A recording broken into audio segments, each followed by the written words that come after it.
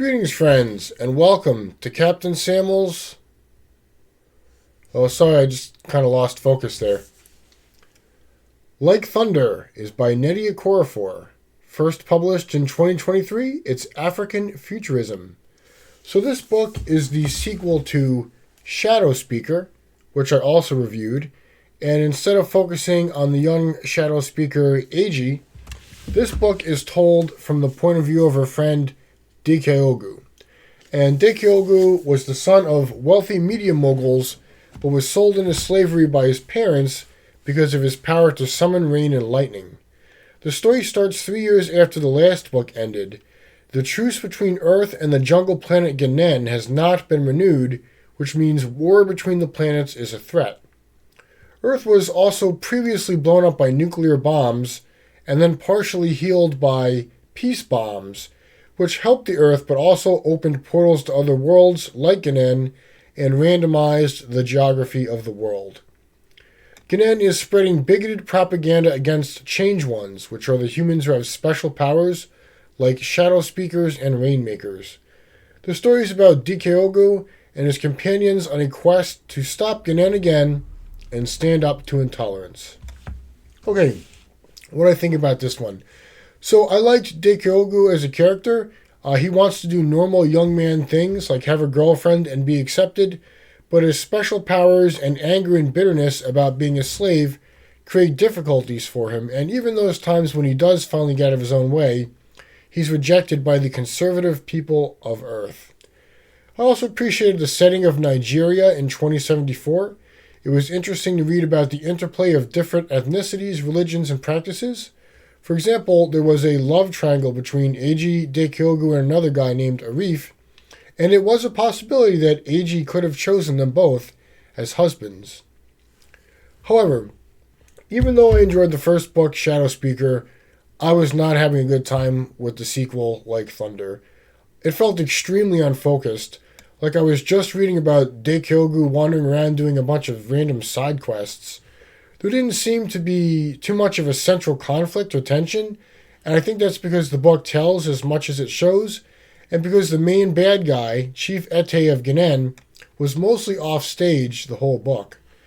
The pacing also felt rushed, and nothing really gelled together into a coherent narrative. Now maybe that was the point, as the POV is a confused, angry teenager, but even so, this book just felt all over the place. It felt like it was trying to do too much all over the place.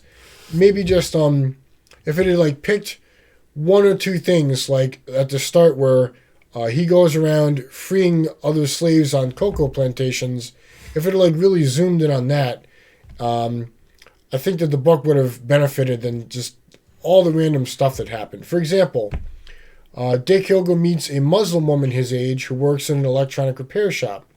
So the two form a secret sexual relationship. That was interesting. I wanted to know how it would be resolved. Boom! Suddenly vampires in the book, and they eat his girlfriend. Okay.